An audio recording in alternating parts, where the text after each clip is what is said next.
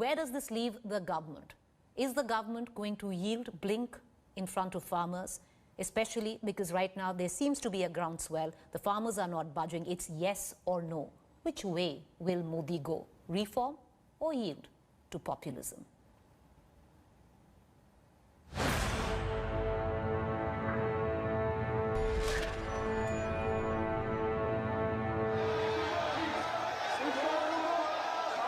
An agitation that began with a clarion call of Chalo Delhi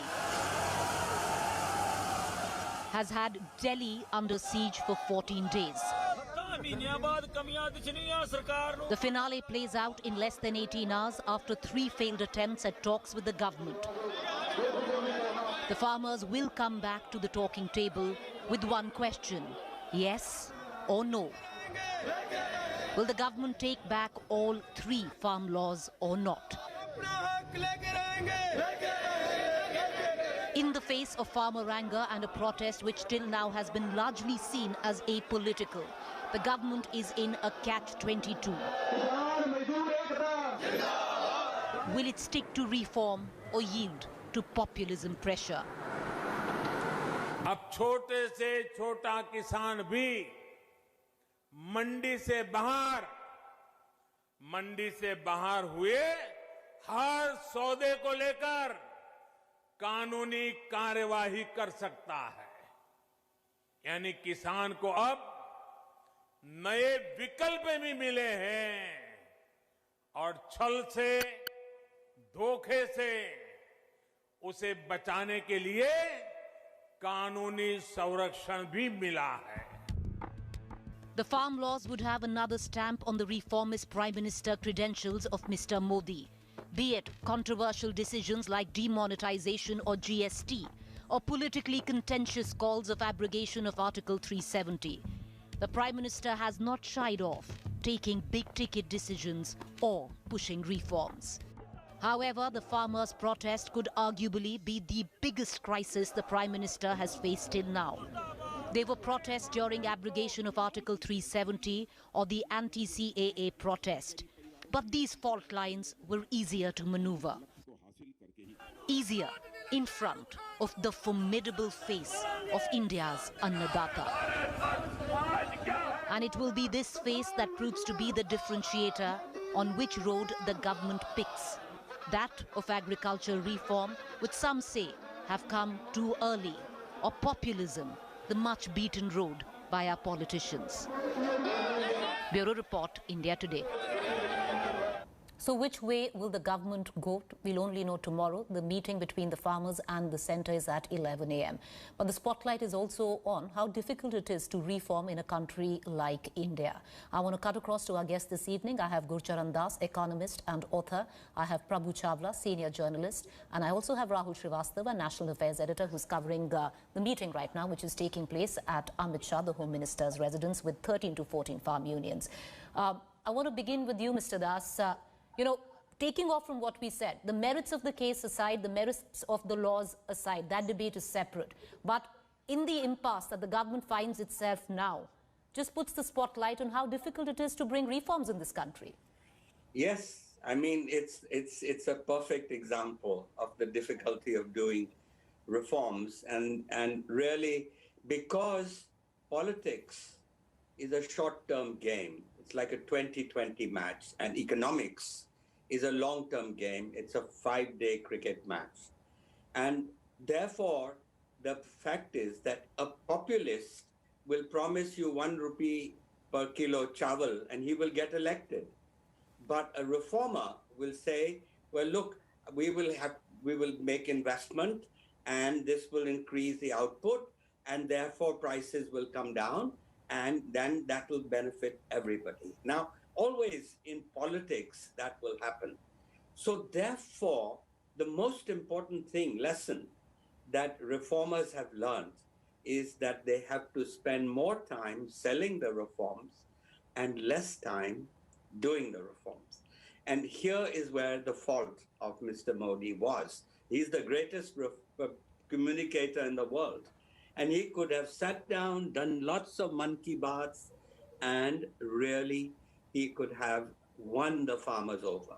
Now, the fact is the Bharat Bandh has been a relative failure, which shows you that it's not a national issue. It's an issue of entitlement for only 6% of the country.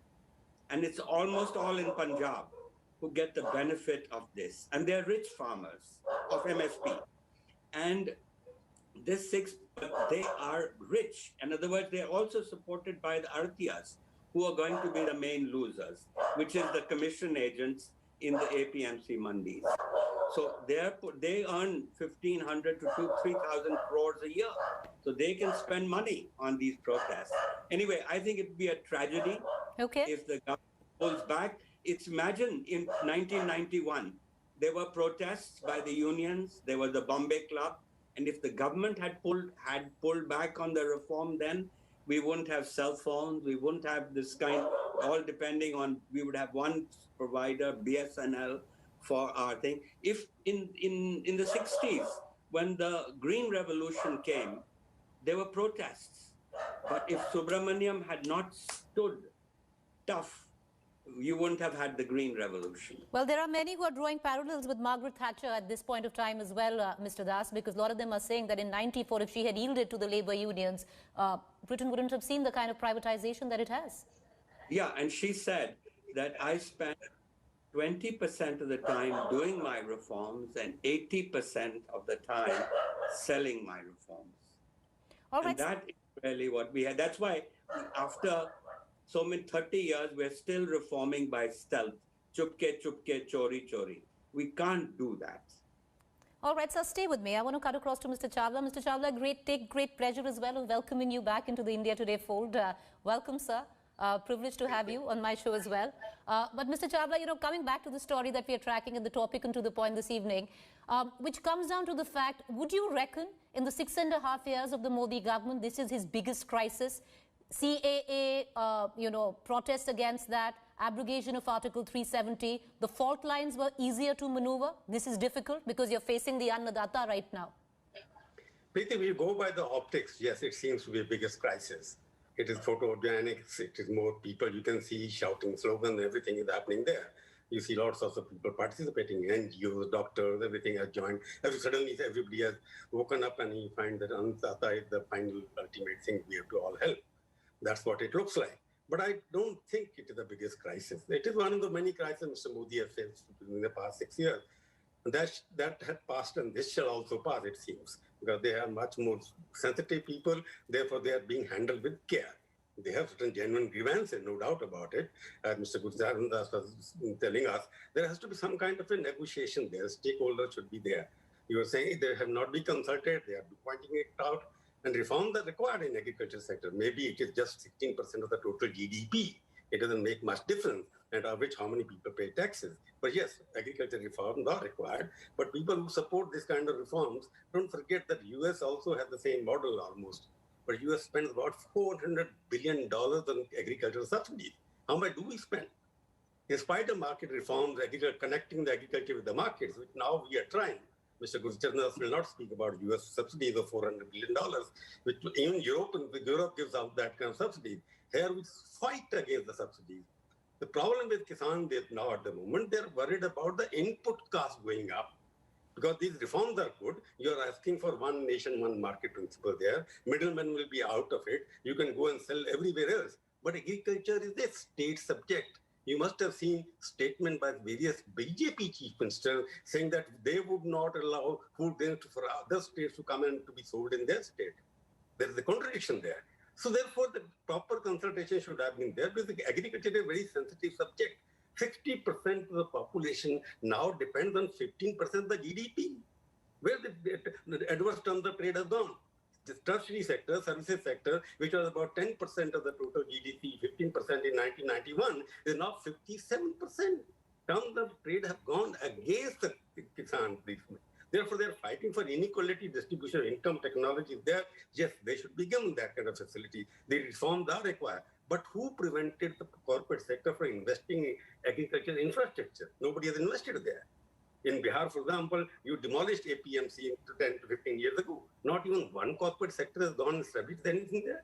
Where are they doing? They want everything to come to their storehouses and whatever. Reforms are good, but intentions are good, but implementation and the consultation process has been very weak. There are no tall leader who can communicate with the farmers directly. Mr. Amit Shah is doing it. You have a Rajnath Singh who has been the agriculture minister earlier. In the political system, it seems the breakdown is between the people who know agriculture and those who don't know agriculture. Intention is good, implementation is bad. People involved don't know what agriculture is all about. They are being pushed at reforms which are going in favor of the corporate sector. This is a perception they have been able to create. This is for two big businessmen, and I don't want to name anybody here. So what I'm saying, yes, it's a crisis moment. Looks on the face of it, but it's not a big crisis at the moment. It is manageable. They will manage it. All right, okay, they'll manage it. Let's also bring in Rajdeep Sardesai, consulting editor, India Today. Rajdeep, harking back to Sophie's choice, talking about Modi's choice. What happens tomorrow at 11 a.m. in that meeting between farmers and the government? It is a finale. Would you reckon will change the course of agri-politics in this country? First of all, I don't think it's a finale. I think that would be the wrong word to use in a way, Preeti, because we don't know whether tomorrow is going to be the final act in these negotiations. Obviously, both sides would like a negotiated solution as soon as possible. But I think both sides are willing to bide their time, particularly the farmers. The government seems a little bit anxious to get this over and done with, because clearly the longer it continues, the optics are not great. People say that the agitation is largely restricted to Punjab and to some extent Haryana. But remember, most agricultural agitations have been often localized. And we can go back in time and look at that. It's not as if the interests of the farmers in Punjab and Haryana will be identical to those in Tamil Nadu and Karnataka. So I think the government must be aware of the fact, and therefore there is the anxiety of the government to somehow achieve a solution. On the other side, I think the farmers are willing to bide their time. I think the challenge is, how does the Prime Minister now ensure that the essence of the farm laws that he's brought in are protected, while at the same time appearing to be someone who's willing to adapt, willing to accept the demands of the farmers. There's some talk of giving states greater leeway under the new legislation. So as Punjab, which has opted out of the central law, can that happen with other states as well, particularly the opposition ruled states? Would there be a certain flexibility built into the system? I think the key is the MSP assurance. Can that be in the law? Unlikely. So what kind of written assurance would satisfy the farmers? I think Mr. Modi's skills, and he's not there in the negotiations, but his shadow is there. Mr. Modi's negotiations as a more inclusive leader rather than as a strongman leader will be tested tomorrow. Well, Mr. Chhabra, taking off from what Rajdeep said, for a man, the Prime Minister, who's run his politics a lot on optics, these optics are not good at all. Yeah, of course they're not good at all. I told you, it's not good at all for the ruling party. But the question I said, he has managed various crises. He will manage this one as well. That is what the whole thing is. As Rajdeep has pointed out, there has to be proper communication network there. At the moment, there is no proper communication because the people who are talking to them, they are perhaps not aware of the kind of architecture which was built behind the reforms. Because these three bills which have been placed on the floor of the House, they were passed in a big hurry. There was no proper consultation with anybody. But you see, even the farmers have kept this unspecified demand. They want the repeal, yes or no. That is not the way it is done. Because even they say we will not repeal the law, and they say we want yes or no, but there is no middle path happening at the moment because MSP and whatever. Earlier also there was no MSP. You look at in politics, I have been maintaining conviction is a matter of convenience. Those who are now supporting the laws, they were the same people who opposed them when they were in the opposition. And those who are in the opposition now were the ones who had in 2013 had a model agricultural law. So therefore, this is a politics of agriculture, not economics of agriculture. But with what you said, Mr. Chhabra, and I'll bring in Mr. Das. Mr. Das, whichever way the government goes, if the government decides to yield or the government decides to stick to these reforms, will it change the agriculture politics of this country? Well, the reality is we still have to remember that the issue is a local one, and there could be a local solution for Punjab. I also want to correct Mr. Prabhu Chawla that he accuses me of being callous with regards to the American subsidies. The reality is there's a much better way to deliver subsidy. In other words, I think what all economists now are in favor of doing is doing away with these current subsidies which harm the farmer, Right. harm agriculture, and cost a huge amount of inefficiency to this nation. Okay. Instead, give direct benefit transfers. If you give the same amount of money that the Punjab farmer is getting by way of subsidy through a cash transfer, you are doing it in a much more sensible way. Now, that is the key thing. But Rajdeep, I'll bring you in here. Is it as local as what Mr. Das is saying? The protest certainly in terms of the fact that, let's be honest, the wheat and rice PDS benefits that have gone through the present system, the APMC system, have largely gone to the farmers of Punjab and Haryana. 80% of the rice and wheat procured through FCI comes to these two states. And there is a larger question of revamping of FCI, which is the Shanta Kumar committee had dealt with. But the question is, yes, it is localized to the extent I think that these two states are the heart of the problem. However, to suggest, you see, that's where the politics comes in. Okay. It's being used to suggest by the opposition ruled states that what is happening in Punjab and Haryana today could hit you tomorrow. But let's be clear, the agitation does not have the same resonance in other parts of the country. And to that extent, I think that's what the government in some ways gambling on. All right, I want to take a quick... that by localizing this agitation and okay. All right, I just want to take a quick closing. By localizing this agitation, they can actually ensure its end. All right, okay. By localizing, they could ensure its end. I want to cut across to Rahul Srivastava for one quick update, who's outside Amit Shah's residence. Rahul, is there an attempt right now to maybe go back and negotiate over MSP? Because it seems the government is climbing down on MSP. And if that happens, a lot of these unions might yield.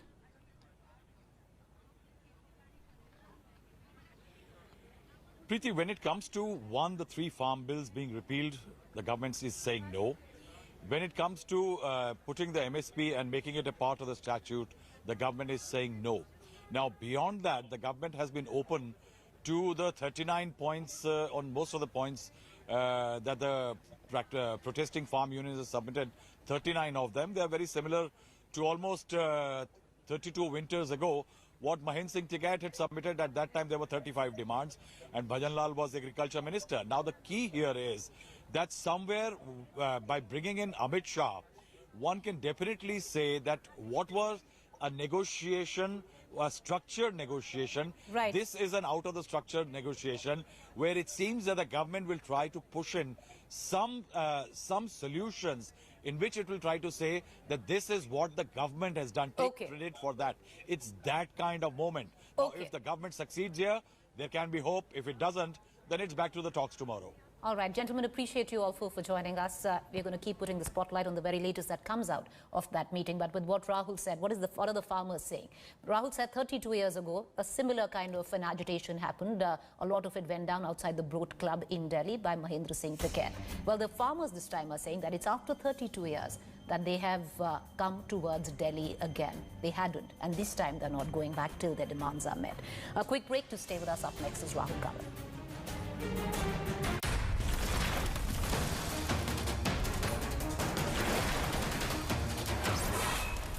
Hi everyone, Preeti Chaudhary here. Hope you like this video. For latest news and analysis, like and subscribe to the India Today YouTube channel. And don't forget to press the bell icon to stay updated. Thank you for watching.